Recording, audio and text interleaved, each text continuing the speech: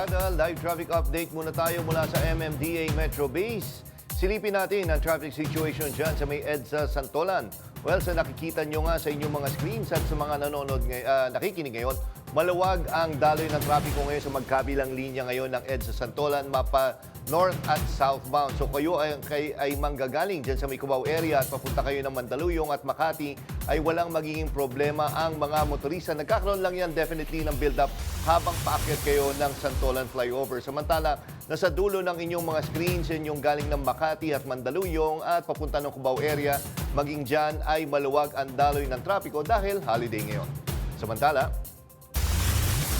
ito ang sitwasyon dyan sa may kanto ng Mindanao Avenue at Congressional. At nakikita nga natin na sa dulo ng inyong mga screens na sa left side, medyo may kumpulan ng mga sakyan dahil may stoplight dyan sa kantong iyan. So yan yung mga sasakyan na galing ng North Avenue at papunta yan ng Sauyo, papunta ng Novaliches area at papunta na rin ng entrance ng NLEX Mindanao Toll Plaza. So yan, nagkakaroon lang ng build-up pagdating sa kanto dahil nga sa stoplight. Samantala, nasa kanang bahagi ng inyong mga screens, maluwag naman ang daloy ng trapiko kung kayo ay manggagaling ng Novaliches at papunta ng North Avenue. August 21, 2025, Huwebes. Nakapag-file na ba ng leave ang lahat at ready na ba kayong umarangkada sa long weekend? Kung nakapag-empake na kayo, ay hayaan nyo kaming pabaunan kayo ng mainit na balita at update sa araw na ito. Kasama nyo pa rin kami sa kwento ng bayan at lakas ng masa. Sa ngalan ni Nina Corpus, ako po si Maan Makapagalan. Bawat komento, pulso ng bayan, importante yan sa amin. Bawat issue, dadaanan natin yan. Kagapay nyo kami sa mga usaping hindi dapat palampasin. Live tayo sa DZMM Radyo Patrol sa Istrenta, 92.3 FM Radio Manila at lahat ng FMR station sa buong Pilipinas. Gayon din sa Signal TV, Channel 31.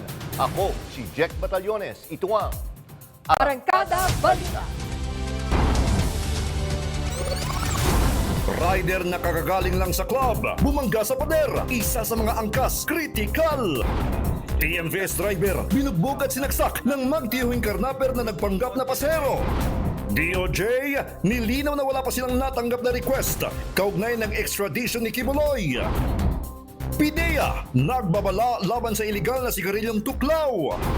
nauwi sa disgrasya ang clubbing adventure ng tatlong magkakaangkas matapos sumalpok sa pader ang sinasakyan nilang motorsiklo. Yan ang umarangkadang balita ni FMR News Cebu correspondent Clark Pasuit. Dead on the spot ang isang rider matapos sumalpok sa pader ang minamaneho niyang motor sa barangay Mohon sa Talisay City, Cebu kaninang umaga.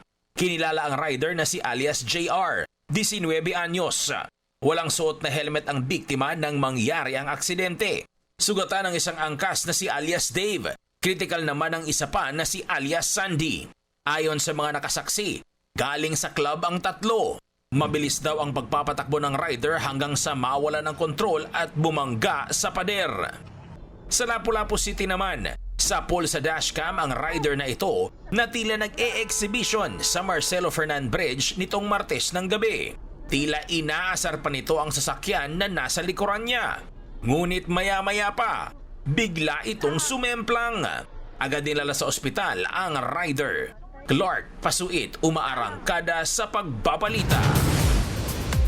Nang araro ng dalawang sasakyan at kainan ng isang 10-wheeler truck sa Cordon, Isabela. May umaarangkadang balita si Ryan Baraboles.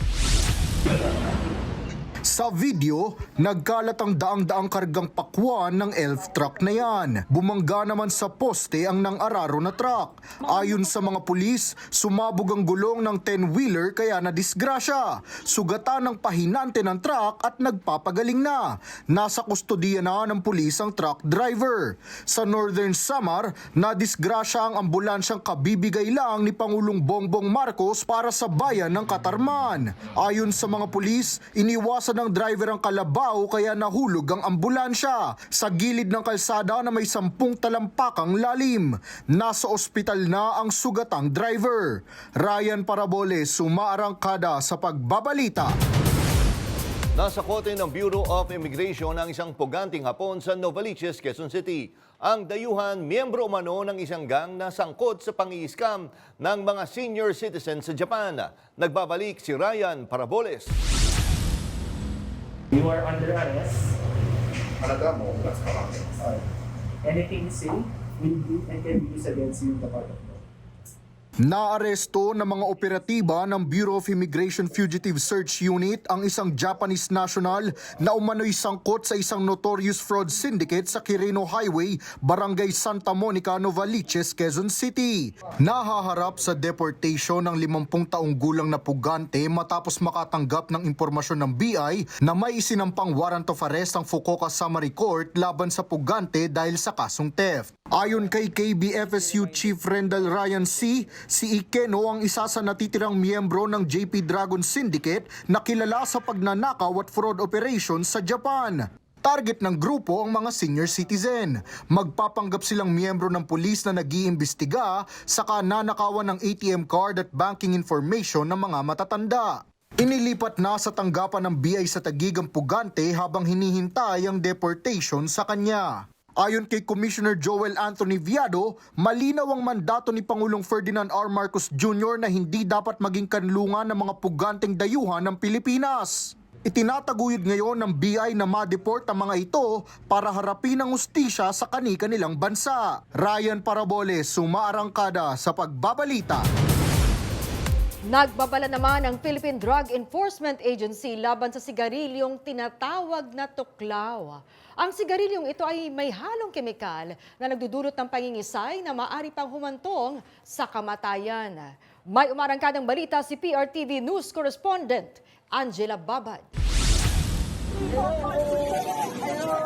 Sa video na ito nakuha sa Taguig, makikitang bumagsak ang lalaki at tila wala sa sarili. Samantala sa Palawan naman, 3 lalaki ang nangingisay at tila naninigas na ang katawan habang nasa kalsada. Ang mga insidenteng ito, dulot di umano ng sigarilyong tinawag na tuklaw. Ayon kay Attorney Joseph Frederick Calulot, spokesperson ng Philippine Drug Enforcement Agency, nagmula ang sigarilyo sa Southeast Asia at may kasangkapan ng Nicotiana rustica na may 9% nicotine content. Di hamak na mas mataas sa 1-3% nicotine content ng Nicotiana tabacum na karaniwang ginagamit sa regular na sigarilyo. Pero sa isang panayam, kanyang paglilinaw, hindi yung sigarilyo ang nagkakos ng seizure, but it is the synthetic cannabinoid that was infused doon sa mga cigarettes ang nagkakos ng seizures. Ipinatest ng PDEA sa 3 laboratorio ang sample ng sigarilyo mula sa Palawan at dito na lumabas na may halo nga itong ibang spektra o uri ng synthetic cannabinoid na unang nadiskubre noong 2017 sa Europe at 2019 sa Amerika kung saan merong naitalang mga namatay sa paggamit. Kasalukuyang iniimbestigahan ang pinagmulan ng nasabing sigarilyo na pinaniniwala ang illegally smuggled sa bansa at ibinebenta online. Babala naman ng PDEA, This is a stern warning sa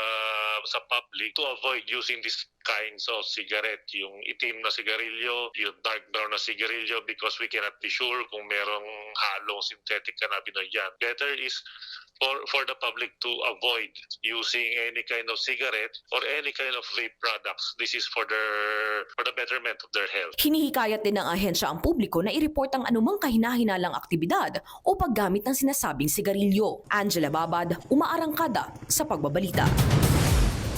Sa kabila ng sunod-sunod na cleanup operations, nananatiling malaking problema ang pagbaha sa Metro Manila. Lumalabas na hindi lang ito usapin ng disiplina ng mamamayan, kundi ng mas malaking issue sa koordinasyon, infrastruktura at basura. Yan ang umarangkadang balita ni PRTV News Correspondent Mari Ocampo.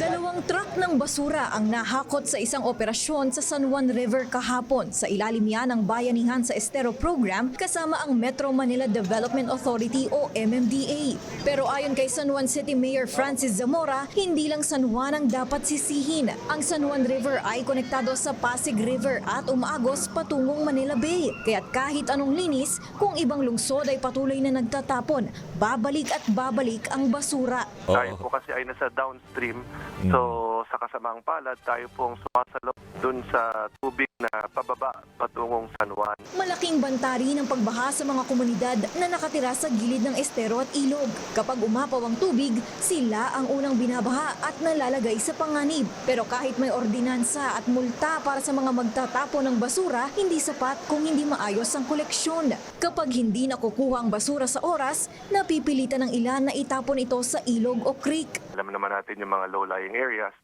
sila talaga ang naapektuhan. So dapat po mag-imbestigasing ating mga LGUs na mag-clearing. May likas sila sa ibang mga lugar na hindi po delikado para sa kanila. Dagdag pa ng alkalde, ibang usapin din ang pag-relocate ng mga residenteng nakatira malapit sa estero. Lalo na sa NHA relocation site, siyempre meron lang alokasyon ang kada lungsod pagdating sa bilang ng relocation area. Meron din po kung ilang units ang available. Maraming dapat ayusing problema po rito, pero ginagawa naman po ng mga LGUs ang mga hakbang neto. Samantala, ayon kay Manila 2nd District Congressman Rolando Valeriano, magmula nang itayo ang NLEX-SLEX connector sa kanyang distrito, ay kapansin-pansin na raw ang madalas na pagbaha sa kanilang lugar. Idagdag pa raw dito ang sirang pumping station sa Maynila. You can imagine, dikit-dikit po ang problema, although ang hot issue ngayon is yung flood control. Plus the fact na yung Manila po is below the sea level. Mas mababa po yung Maynila kaysa sa Manila Bay. Malinaw na ang pagbaha sa Metro Manila ay hindi lang usapin ng kalinisan ng ilog. Konektado rito ang kahinaan ng mga infrastruktura, ang kakulangan sa koordinasyon ng mga LGU at ang kabiguan sa epektibong pamamahala ng basura. Kung walang kolektibong aksyon, patuloy na babalik ang baha at ang mamamayan pa rin ang maapektuhan. Mari Ocampo, Maarangkada sa Pagbabalita. Suspendido ang 25 empleyado ng National Food Authority dahil sa umano'y katiwalian sa inventaryo ng bigas. Base ito sa isinagawang internal audit. Sinabi ni NFA Administrator Larry Lacson na may mga stock o supply ng bigas na questionableng nawala. Kabilang sa mga sinuspending empleyado ang mula sa Cagayan Valley, Central Luzon, Calabarzon, Mimaropa, Bicol at Western Visayas. 54 na empleyado ang binigyan diin o binigyan ng show cause order, 32 ang may kasong administratibo at 6 ang under investigation. Okay, so yun nga, no, yung kanina may binalita tayo, yung sigarilyo, babalikan ko lang yun. Delikado, nakita mo yung video na yun, no? Oo, kasi, sa PIDEA. at hindi lang yun. May Oo. mga report na rin na, yun nga, binibigyan daw sa kalye. Hindi mo alam kung binibiktima ba sila Oo. o gusto nila yun. Actually, marami pa nga nagsasabi doon sa video na yon is baka allegedly sabi baka hindi daw totoo, baka nag-exaggerate na. Pero di ba, yung nakita Baka nga. content. Oo, may nakita na nga silang content nga na delikado na nagkukos nga nung seizure. Tsaka tingin mo, pangalan, di ba? Oo. Eh, medyo ano na talaga. Ang problema nga dyan, mga kabataan ang tina-target talaga nila. At ang masakla pa dyan, baka lang gustong tikman tuloy. Wag po, Oo. ha? Inuulit namin. Maging curious. No? Oo, maging curious doon. Kasi nga baka nga totoo yung sinabi mo na content lang yon sa Oo. media. Kaya nga, Social di ba? media. Minsan din kasi gumagawa for content purposes. Pero di ba, just the same, huwag nyo na subukan. Yes. Okay. Samantala, inihayag ng Justice Department na wala pa silang nakukuhang anumang formal na extradition request mula sa Estados Unidos pagdating kay Pastor Apollo Kibuloy. Nagbabalik si Angela Babad. Matapos na i-anunsyo ng Department of Foreign Affairs na humihirit ang Estados Unidos ng extradition request mula Estados Unidos para kay KOJC leader Pastor Apollo Kibuloy, agad na nilinaw ng Department of Justice na wala pa silang nakukuhang request. Ito ang binigyang linaw ni Secretary Jesus Crispin Remulla. Anya, nakausap na niya si DFA Secretary Tez Lazaro. Doon niya sinabi na wala pa silang request. Sinabi ng DOJ na dadaan pa rin sa tamang proseso na mauuna sa DFA ang bagsak ng dokumento at saka ibibigay sa DOJ. Pero sa ngayon, sinabi ng DOJ na ang isang tao na may kasong kriminal sa Pilipinas ay hindi maaaring basta-basta ipadala sa ibang bansa. Kinakailangan muna niyang humarap sa korte sa Pilipinas. Samantala, sinabi ng kampo ni Kibuloy na dapat nahayaan ng mga korte na magdesisyon kaugnay ng ekstradisyon. Anila, nananawagan sila sa Marcos administration na hayaan ng Philippine courts na magdesisyon sa kanyang kasong kriminal bago magdesisyon sa hirit ng Estados Unidos sa kanyang ekstradisyon. Sa kanyang mensahe, sinabi ni Attorney Israelito Torion na alam ng kanilang kampo at kinikilala naman nila ang extradition treaty ng dalawang bansa, pero dapat magdesisyon muna ang mga local courts. Angela Babad, umaarangkada sa pagbabalita.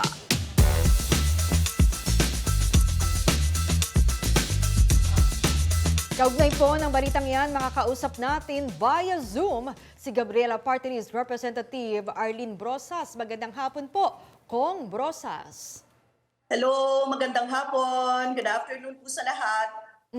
Ay Kong, ano pong inyong pananaw sa kahilingan nga ng gobyerno ng Estados Unidos na ma-extradite si Apollo Kibuloy? Saan pa dapat papanagutin si Pastor Kibuloy? Gayong meron din siyang kaso dito sa Pilipinas. Actually, wala namang makakapigil sa US talaga na hilingin na ma-extradite si Kibuloy. Kasi meron talaga siyang haharapin na kaso doon. Criminally indicted si Kibuloy sa Estados Unidos dahil sa seryosong kaso ng human trafficking, sexual abuse. Di ba as basic as 12 to 13 years old ang mga biktima doon. At matindi ang kanilang cases, ang kanilang seryoso sila sa talagang sasabi na kailangang managot yung may mga kasalanan doon, lalong-lalo na sa usapin ng human trafficking at saka ng sexual abuse ng minors. Gayon din, gusto din nating sabihin na dapat dito sa Pilipinas, mas mabilis tayo. Kasi nga, nandito sa Pilipinas yung mga biktima Karamihan ng mga biktima nandito sa Pilipinas at may mga kaso siya na dapat harapin dito laban sa kanya. Ang point lang, hindi dapat makaiwas sa hustisya itong si Kibuloy. Hindi siya pwedeng makaligtas whether sa haharapin niyang kaso sa US at hinaharap niyang kaso dito sa Pilipinas. Ang problema talaga dito sa Pilipinas hanggang ngayon, nilalament pa rin natin na yung mga kaso hindi siya umuusad. Nag-hospital arrest pa nga si Kibuloy. Yes, hindi opo. siya nakakulong as in katulad ng mga nakakulong dito sa ating bansa. At ang bagal ng hustisya natin, hindi natin we can't go after dito kay Kibuloy as ngayon. Samantalang sa US meron na silang mga cases na ganito. Dito sa Pilipinas hindi pa nabibigyan ng hustisya yung mga biktima at ang bagal-bagal, dito sa Pilipinas nakakapanakot pa siya. Dito sa Pilipinas meron siyang influensya. Dito sa Pilipinas, nandyan pa yung mga Duterte na backer niya. Pero yun nga po, kung sakali po, Congresswoman, kung sakaling hindi tayo pumayag, sabihin natin litisin muna dito yung mga kasong kinakaharap ni Pastor at wag muna siya ipadala sa US, anong mangyayari doon? Ano magiging senaryo? Hindi naman siguro madidismiss yung kaso sa Estados Unidos. Hindi naman madidismiss. Dapat hindi madidismiss at dapat mapanagot din siya doon. Kasi sa totoo lang, doon kasi maganda ang witness protection program nila. Sa Pilipinas kasi, malaki din yung problema natin sa di ba? So paano lalabas yung mga biktima kung at the onset pa lang, kung maaalala ninyo, sa panahon ni Duterte, dinismiss yung mga cases kung saan nagrereklamo yung mga kababaihan at mga bata na may usapin ng rape at saka mga sexual slavery particular na ginawa sa kanila. So ngayon, parang paano mo pagkakatiwalaan ngayon? Tapos ngayon takot pang lumabas yung mga tao kasi yung iba nga nagkaroon pa ng case sa Senate kung saan nagrecant, Opo. baliktad pa. So mayroon tayong mga cases na gano'n.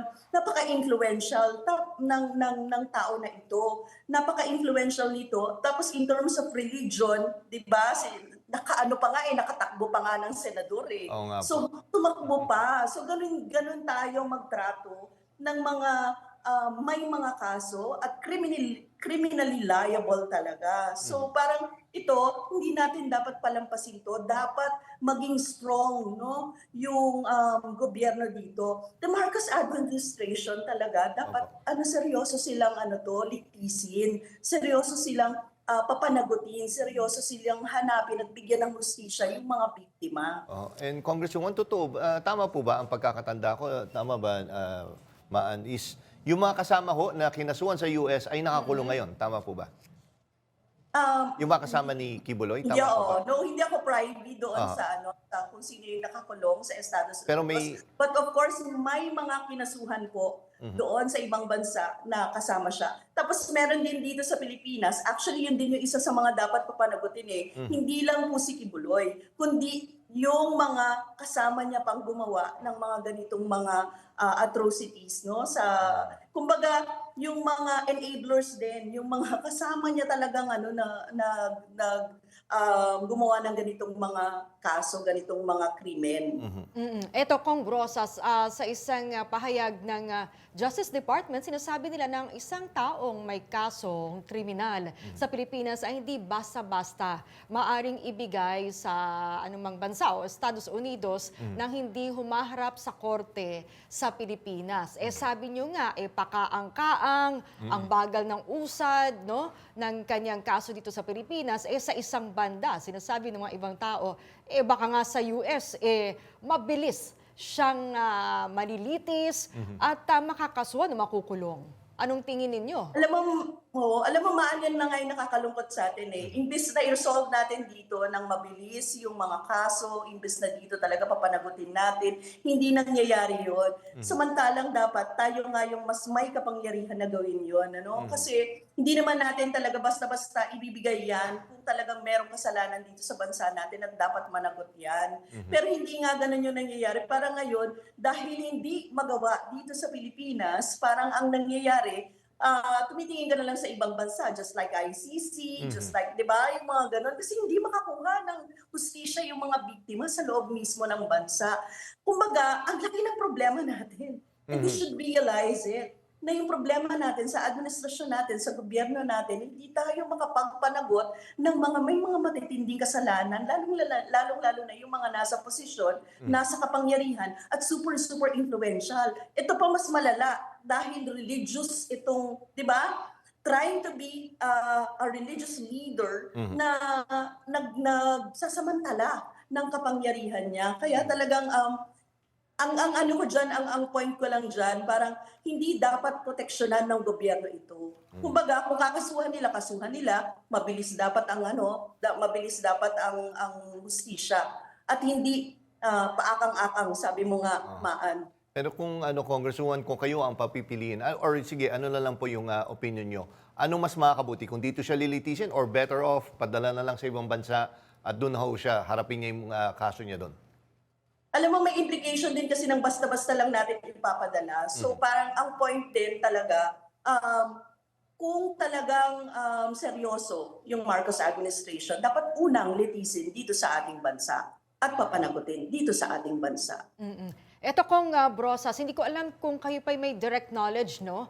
Kumusta na po yung mga biktima? Kasi sa tagal ng panahon, marami nang pwedeng mangyari. Sabi nyo nga, nasa bansa siya, ma-impluwensya, marami pwedeng gumana ang pera, pwedeng paganahin yung pananakot. So, yun na nga, nasaan yung mga biktima, ating mga testigo? Oo, tsaka man, kung matatanda mo, naalala mo pa, Congresswoman, no? Di ba yung naging witness ni Senator Ontiveros na kesyo bumaliktad? Yes, na diba? binayaran daw. Oo, na binayaran daw, di ba? So, ang daming nangyayari sa tagal nga dahil nakabinbin pa tong kaso. Kung may direct knowledge po kayo, nasaan yung mga biktima po? Sila ba'y stay put at malapit ng malitis? At safe po ba sila? Oo. Yun nga, yung wala tayong hindi tayo privy doon sa nagaganap. Pero kasi it is the government's duty, no? Sabi nga natin. Kumbaga, i-compel din natin yung gobyerno natin na gawin yung trabaho niya. Na dapat talaga, no, pinoprotektahan, dapat magsabi ang DOJ, ano na ang mga cases, paano na ang nangyayari. Kasi may mekanismo naman tayo Meron nga tayong mga batas, di ba? May anti-rape law tayo, meron tayong Anti-Trafficking in Persons Act. Madami tayong mga batas na pwedeng gamitin. Pero kung hindi yan gagawin ng gobyerno, hindi talaga makakakuha ng hustisya yung mga mamamayan natin. And yun nga, even yung witness protection program natin, kung palyado, talagang hindi talaga magkakaroon ng tiwala yung mga mamamayan na makukuha nila yung hustisya dito. Kaya hindi mo rin sila masisisi na sabihin na kung doon sa US mabibigyan ng hustisya yung mga biktima dahil doon indicted na si Kibuloy at kailangan niya ng pagbayaran yung kanyang kasalanan. Kasi kaya naman gusto niya dito kasi alam niya kung gaano yung kabagal yung Pilipinas, di ba? Kaya naman ganun yung kanyang pagsabi na hindi dito muna, paano dito kasi talaga may kapit ka, may ganito ka, may ano. So talagang hindi pwedeng i-absuelto yung gobyerno sa ganun. Kaya kailangan kung seryoso talaga, papanagutin, kasuhan, bigyan ng proteksyon ng lahat ng mga lilitaw na mga witnesses at mabilis na pagbibigay ng hustisya. Hindi yung mabagal, hindi nakaka-impluwensya pa, yung mga ganyan. Kung Brosas, panghuli na lang, sinasabi ng DOJ na wala pa sa ngayon nakarating sa kanilang extradition request mula sa US. Dapat daw kasi dumaan muna yan sa DFA, saka sila aabisuhan. Pero kung sakaling dumating nga po yan, ano po magiging aksyon ng Gabriela? Yes, oo. Sa tingin po natin, kami naman kasi ever since dati pa, na nagsasalita na talaga kami dito sa usapin ng issue ng kay Kibuloy and sinasabi nga namin na kailangan talagang ituloy-tuloy yung mga investigation, lokal na investigasyon, magkaroon ng mga... At hindi hadlang yung extradition doon Sa totoo lang, dapat talaga dito mismo sa ating bansa nakakapagpanagot tayo, kahit magkaibang jurisdiction kasi yun, di ba? Sa US na indicted siya in so many cases, tapos dito din sa Pilipinas, dapat mabilis na ano ang kanyang mga kaso. So, parang ano ang gagawin namin? Siyempre magpapatuloy kaming ilantad, isabihin kung ano yung mga pananagutan ni Kibuloy. Tapos sa maraming mga cases, sa maraming mga batas na kailangan nating paunlarin dito, isa sa mga example talaga, o pwede nating sample nandito talaga si Kibuloy, yung anti-rape law sa kay expanded anti-trafficking in persons, yan po yung kailangan nating ipakita na tayo ay walang issue ng impunity dito sa ating bansa. Napapanagot natin dito ng mga may kapangyarihan kung sila ay criminally liable. Okay, naku, maraming salamat po again sa oras niyo po, Ma'am Arlene Brosas, at dito na binigay niyo sa Arangkada Balita. Magandang gabi po at mag-ingat po kayo. Thank you. Maraming salamat. Maraming salamat sa inyo. Sa iba pang balita, nanawagan ng ilang mambabatas kay Baguio City Mayor Benjamin Magalong na maghinay-hinay sa pagtawag na moro-moro ang investigasyon ng Kamara sa flood control projects. Yan ang umarangkadang balita ni Kath Kahukum. The Committees on Public Accounts, Public Works and Highways, and Good Government and Public Accountability. Umapila si House Deputy Majority Leader at Lanao del Sur Representative Zia Alonto Adyong kay Baguio City Mayor Benjamin Magalong na igalang ang Kongreso. Ito'y matapos tawagin itong moro-moro ang investigasyon sa mga umano'y irregularidad sa anti-flood projects. Ayon kay Adyong, bilang isang Muslim, nakakasakit ang paggamit ng salitang moro-moro. May dalaan niya itong masakit na kasaysayan at hindi dapat ginagamit na panlalait para sirain ang isang lehitimong investigasyon. Nauna nang nagpahayag si Magalong ng pagdududa sa integridad ng investigasyon at iminungkahi ang isang third-party inquiry, kasabay ng akusasyong may mga mambabatas o manong tumanggap ng malaking kickback mula sa mga kontratista. Binigyang diin ni Adyong na ang ganitong mga akusasyong walang batayan ay sumisira sa buong institusyon.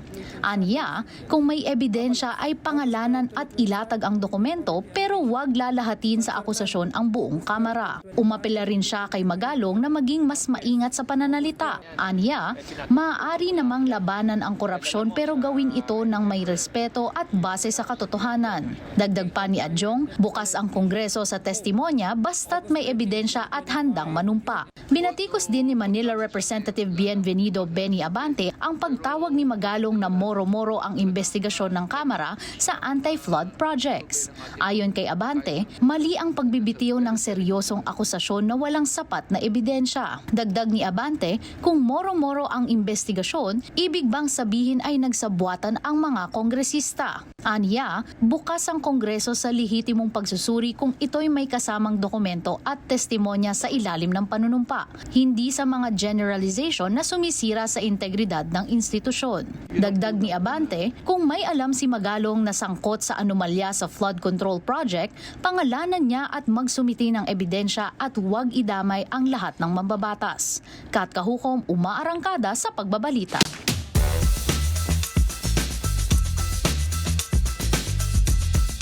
Mas bigyang linaw natin ang issue na yan. Makausap natin mismo si House Deputy Majority Leader at Lanao del Sur Representative Zia Alonto Adjong. Magandang gabi po, Congressman Adjong. Welcome po ulit sa Arangkada Balita. Jack Batallones po at Maan Makapagal. Magandang gabi, Jet. Magandang gabi, Maan. Magandang gabi sa inyong mga tagapakinig. Yes, unang-una, Congressman Adjong, no? Initially, nung narinig nyo kagad na ginamit niya ni Mayor Magalong yung term na yan, na moro-moro, ano ho yung naging initial reaction nyo at nakapag-usap na ho ba kayong dalawa? No, hindi pa ho kami. Actually, I never had the chance to meeting Mayor Magalong. Hindi pa ho kami nagme-meet. Pero yan po yung mga salita na dapat tanggalin na ho sa sistema natin. Dahil yan po yung mga isa sa mga manifestasyon na this is a colonial inheritance, no? We inherited this from our colonial past. Itong ginagamit na ganitong klaseng salita ay para i-paint yung isang ilarawan yung isang community o isang grupo na tao na hindi pwedeng pagkatiwalaan, na hindi po pwedeng makipag-deal, no? Kasi unang-una walang makukuha kang mabuti kung kayo ay makikipag-deal. That's actually essentially the meaning of what that phrase is. Yung moro-moro. And it actually brings out it actually brings out bad memories, no? Dahil unang-una nasakop na tayo nasakop na tayo ng mga dayuhan, and they used religion to cause division between and among our people. So dapat bilang isang hindi lang bilang isang public servant, but as an ordinary citizen, we should avoid using this phrase that would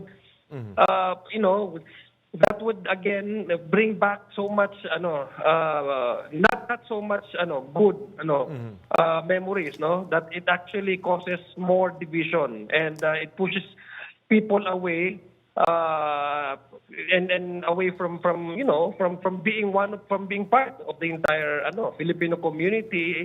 And using the religion as a way to do that. So parang hindi naman, alam ko naman na hindi naman 'yun ang ibig sabihin ng ating mayor, no, but the history of that phrase is actually not something that we should allow as a way of casually expressing our own opinions. And Congressman Adjong, alam natin very loosely talaga, sa totoo lang, ginagamit talaga yung term na yan. Pero para sa kabatiran ho ng mga nanonood, ano ho ba talaga daw yung ibig sabihin ng moro at gaano ito kahalaga para sa mga kababayan nating Muslim? Well, yung moro kasi mahabang usapin yan, no? Historically kasi ang Cordoba, ang southern Spain ay na-conquer din yan during the golden age of the Umayyad dynasty, no? Lahat na nakikita nila na may resemblance sa paniniwala, yung attire, yung customs, culture, etc. Ang tawag ng mga Kastila nung una na yon ay Moro, coming from the term Moors, no?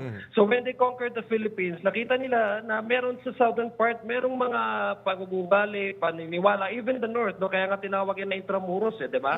Kasi we can't deny the fact that historically, the major areas in the Philippines were first dominated and controlled by Muslims, no? Kaya nga meron sila Kandula, meron si Abdullah, Raja Suleiman, etc. So when they first met these people, the community, nakita nila na mayroong resemblance doon sa mga sa southern Spain, no, na who actually profess the same faith and religion. That's why they called us Moro from the word Moors. But that connotation of that word is something that is not that's something that is not not all of us should be proud of. Kasi ang connotation according to their or an interpretation is that ito yung mga taong hindi pwedeng pagkatiwalaan, mga pirata. At wala kang makukuhang magandang usapan or dealings man lang kung ikaw ay nakipag-ugnayan sa kanila. So we should avoid those phrase na gamitin yon. Kasi nagko-cause tayo ng division between and among ourselves. Kung Adyong Simaan Makapagal po ito. Maan, kumusta? Yes, opo. Kung itong nabuo na, o naitatag na itong House Infra Committee sa bisa ng Resolution number 145, kailan na po aarangkada ang investigasyon ng maanumalyang flood control projects? Yung House Resolution na yon, it's actually a way to these three committees to convene as a TRICOM. So baka nakita niyo po, napanood niyo po yung nangyari kahapon, no? Yeah. That was actually questioned by Representative Laila De Lima. But yung procedure kasi niyan, galing yan sa Committee on Rules, dinala niya sa plenary for kasi there's no resolution that can be acted upon by the committee unless it is also supported or acted upon by the plenary. So yun po yung ginawa natin for the three committees to have a basis para mag-start na po yung kanilang investigation. Kasi ang public accounts, ang public good government at saka ang public works ay three separate individual committees ito. And the issue on flood control covers not only public works issue, but it also covers possibly misfisans, and of course, yung sinasabi ng ating presidente na bakit merong ghost project pero completed na. So, andun pa rin yung issue nung bakit pumasa ito sa committee sa Commission on Audit, no? So, doon papasok naman yung public accounts kasi anything that covers or touches on the issue of auditing, public accounts na rin yun. Doon sa committee ni Congressman Ridon. So that's why we need to form these three committees in order to really dig deeper and to make sure that no stone unturned. At lahat ng mga areas na dapat pag-usapan ay ma-cover na nitong tatlong committee na ito. Kung Adyong, may agam-agam nga si Representative De Lima at ito rin yung naiisip rin ng ating ibang mamamayan na yun na nga, halimbawa lang ay may ma-mention ng pangalan, may madawit ng pangalan, naumpisahan na nga doon sa privilege speech ni Senator Panfilo Lacson, sinasabi kasi na parang oras na may politiko na po, no, na ma-mention, ay ibibigay na daw o i-refer na sa DepEd yung kanilang investigasyon. Ito na po ba sinasabing independent body o yung third party investigation? Una-una, may kapangyarihan naman ng Kongreso, both the Senate and the House of Representatives. Hindi lang po lawmaking ang institution na yan. Meron din pong mayroong kapangyarihan or may mandato po ang House of Representatives na mag-conduct ng sarili lang investigation by virtue of the oversight function of the House. Hindi lang po lawmaking yan. Meron pong oversight function din na pwedeng gawin at anyatasan ng Constitution para isa sa mga mandato ng Kongreso. So what we are doing is actually in compliance with that principle given to us in the mandate given to us by the Constitution that the House can actually conduct its own separate investigation when it comes to issues that really has bearing in our in national which has bearing in national urgency or importance, no?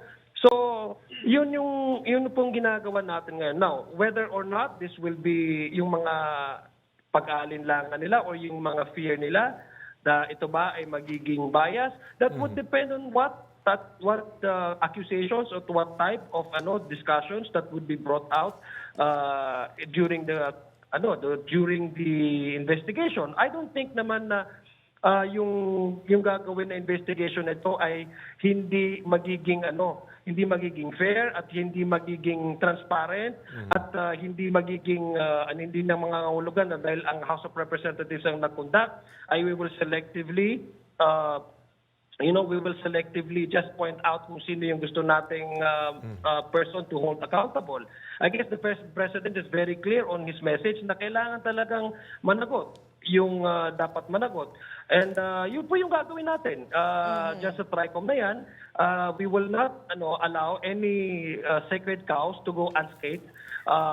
If you are really responsible for something that you know in terms of how you implemented this, yung mga flood control programs na hindi na-implement according to specification, then you have to face the committee and you have to face the consequences of your actions. So ganun naman po talaga ang gagawin po natin. Na sa palagay ko naman very clear naman din po ang posisyon ng leadership ng House of Representatives. In fact, not only are we serious in making sure that this investigation will go on as planned, to make sure that every officials that ought to do some explanation should do that during the investigation, but as well as to make sure that the process by which we will approve the budget, kasi na-cover din niya yung for 2026 na budget for the flood control programs and projects, will be as transparent and as transparent, as detailed as possible, na open ito po sa public scrutiny. So, makikita niyo naman po na this time around, talagang dahil sa pronouncement ng ating presidente, mayroon naman talaga problema sa mga flood control programs at hindi ho tayo dyan magkakaroon ng mga sacred cows at hindi ho tayo mamimili kung sino man yung dapat na managot. So, kung sino po Adyong, yung managot dyan, mananagot talaga po yan according, that's going to be the basis for the investigation. Kung Adyong, so tama ba, para sa inyo, hindi na kailangan ng independent body. Itong TRICOM ay sapat na. Kahit pa ang maimbestigahan ay inyong mga kabaro din. We have so much, we have a lot of mechanism and measures to make sure that the investigation would go as planned, na hindi talaga dapat siya tainted with political preferences or political favoritism or whatever you call it, or scapegoats or meron naman tayong ahensya ng gobyerno talagang dapat gumawa. Ang sa atin lang naman is for yung gagawin natin, kasi ang investigation in the House of Representatives is in aid of legislation. Kung meron bang mga policies ba dyan, may mga batas ba dyan na hindi na-implement or kulang para mas-strengthen natin yung accountability, mas-strengthen natin mismo yung hindi lang yung during the budget preparation but up all the way to the implementation stage. Kung meron bang mga lapses sa batas, meron bang kailangan dyan na amendahan, meron bang kailangan dyan na dapat na mas palakasin. Yun naman po yung intention ng investigation. And apart from, for example, if there are officials that would be found guilty of malfeasance or misfeasance or talagang involved sila mismo sa paggasta ng pera ng gobyerno, ay meron namang recommendatory power ang komite to recommend for the filing of either administrative criminal charges. Okay. So, ang point lang po natin is we cannot just simply say na yung term nila na moro-moro na hindi naman dapat ginagamit yan, o sabihin natin na they're just spraying this or painting us as a whole, as an institution na nothing will come out from the investigation simply because may mga members ng House previously na involved dyan, and to a point of discrediting the process, which by the way is given to us as part of our mandate by the Constitution, na meron naman talaga kaming oversight function. Okay, maraming salamat po at magandang gabi sa inyo, Congressman Adyong, at salamat po sa oras na binigay nyo dito sa Arangkada Balita. Maraming salamat. Maraming salamat din po. Sa aming pagbabalik, ang Mayor of Rap, Carlos Agassi, ikinasal na sa kanyang long-time girlfriend. Marami pang may init na balita sa pagbabalik ng Arangkada Balita.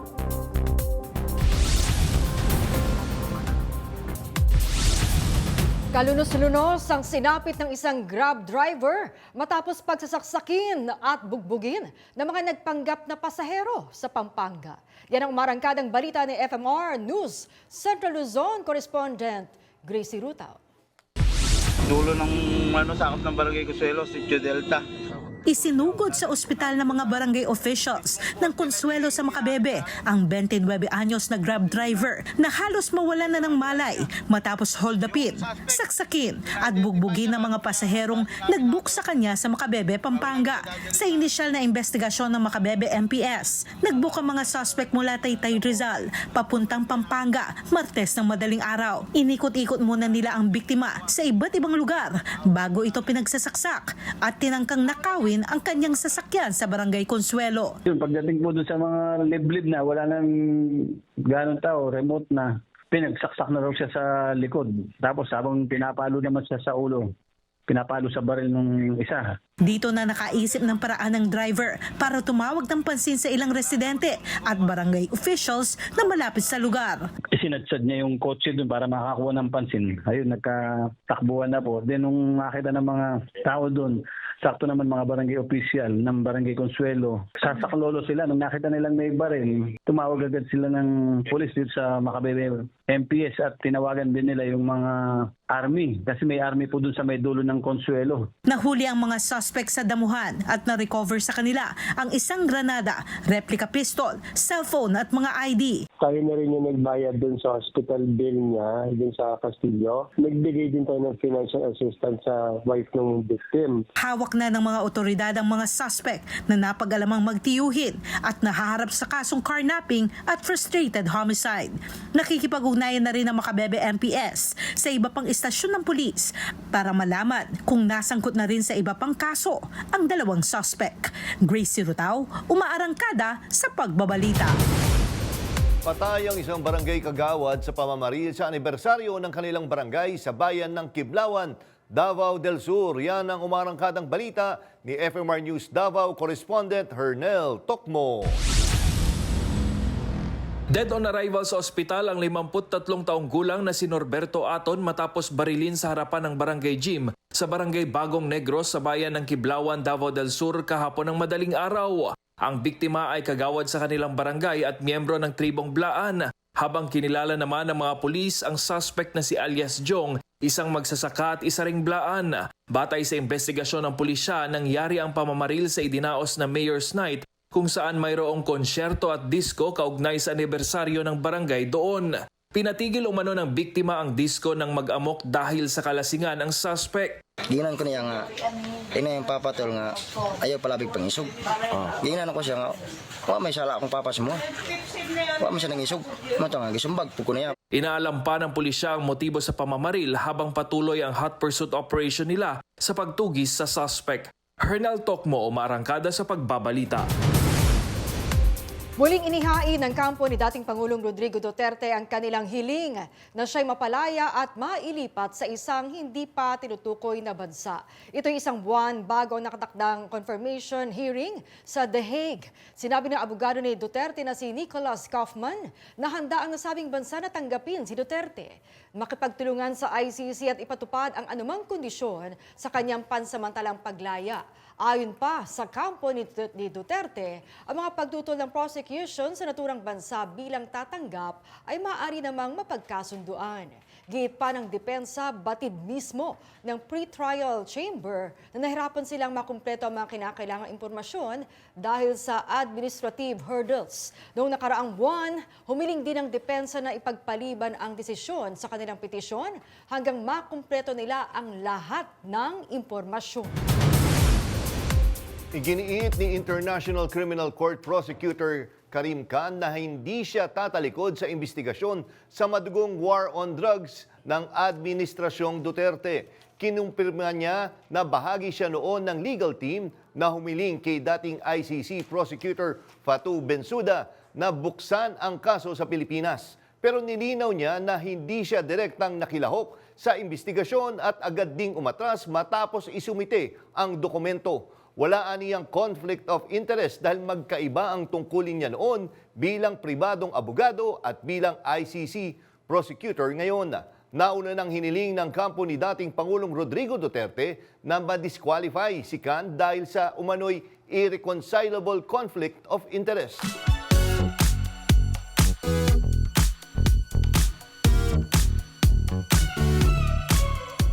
After After 7 years of dating, kinasal na ang viral performer duo na sina Carlos at Sarina Agassi. Kasabay nito'y meron pa silang surprise announcement sa kanilang fans. Alamin niyan sa umarangkadang showbiz, balita ni DJ Mama Mia.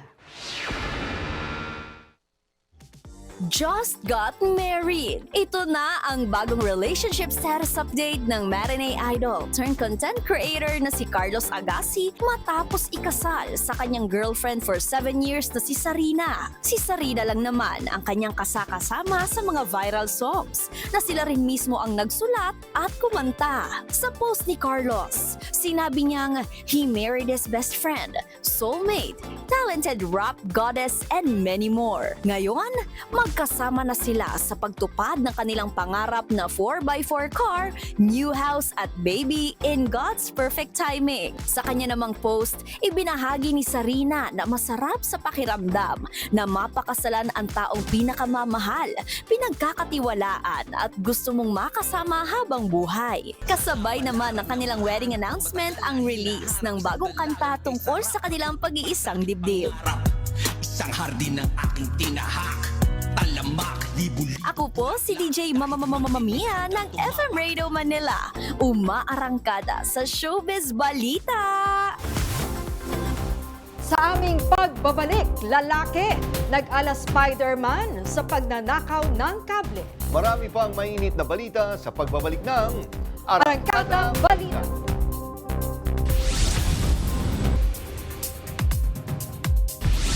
Nag-ala Spider-Man sa pagnanakaw ng kable ng internet ang isang lalaki sa Quezon City.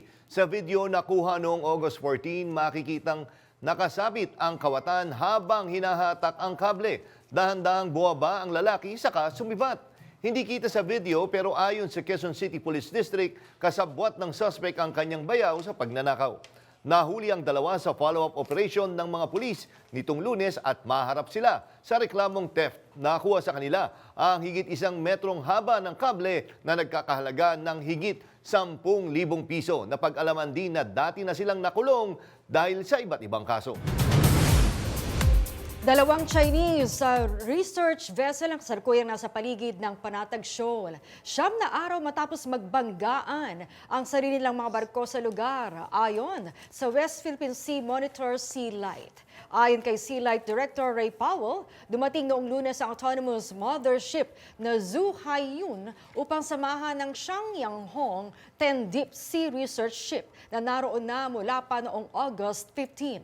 Namataan ang dalawang barko sa paligid ng shoal kahapon ng umaga. Pinagbabayad ng 12 milyong pisong multa ng Securities and Exchange Commission ang Villar Land matapos bigong isumite ang kanilang financial report.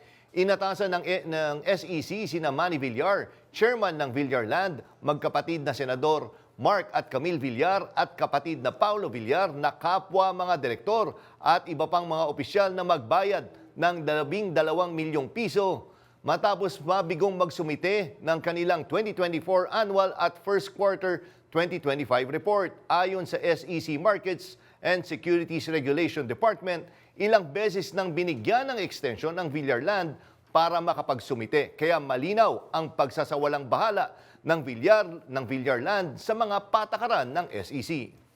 Paliwanag ng Villar Land, na-delay kasi ang kanilang audit dahil sa pagbili ng mga lupain at property at ang pagbabago ng kanilang accounting policy. Dagdag pa ni Director Oliver Leonardo, mandatory at non-negotiable ang pagsumite ng annual at quarterly report. Bukod dito, tinawag na misleading ng SEC ang pag-aproba ng kumpanya sa kanilang financial statement para sa 2024 bagamat wala pang audit na ginawa ang SEC.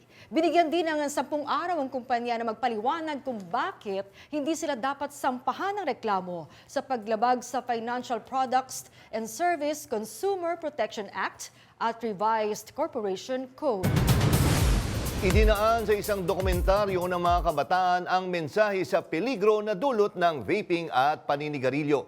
Yan ang umarangkadang balita ni Kath Kahukom. Sa dokumentaryo at pelikula idadaan ng Pilipinong youth advocates ang kanilang posisyon sa issue ng paninigarilyo kasama na ang vaping. Para sa kanila, mahalaga na maipaabot sa kapwa nila kabataan ang mapinsalang epekto ng yosi sa kalusugan at paano pinupuntirya ng tobacco industry ang mga bata para maging replacement smokers. Ayon sa 2019 Global Youth Tobacco Survey, tinatayang 15% ng mga estudyante na may edad na 13 hanggang 15 anyos na estudyante ang gumagamit ng e-cigarettes. Umaabot na sa higit 112,000 na ang naitalang nasawi dahil dito. Kasama sa youth advocates ang grupo ng Parents Against Vape, Health Justice at Action on Economic Reforms na sumasa ilalim sa workshop kung paano gumawa ng dokumentaryo at pelikula. Ipalalabas ang kanilang mga gagawin sa pamamagitan ng film festival. We need stories about tobacco control because tobacco is a product that affects so many people and harms so many people. And we need these people who have been harmed by tobacco to be able to share so that our policymakers know also how they can protect Filipinos, especially young people, from these harms.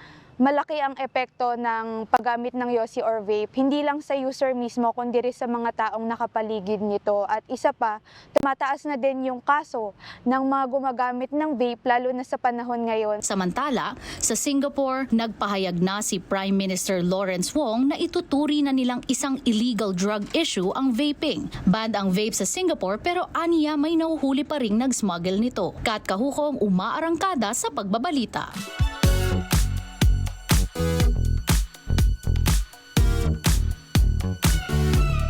For the third straight year, muling naghari ang 18 sa 2025 Billboard Fan Army Face Off. May umarangkadang showbiz balita si DJ Mama Mia. At SB19, ang pinakamalakas na fan army sa buong mundo. Yan ang mga balitang umarangkada ngayong araw. Sa ngalan ni Linya Corpus, ako po si Maan Macapagal. At ako naman si Jack Batallones para hindi mahuli sa usapan, kapit lang hanggang sa susunod na Arangkada Balita.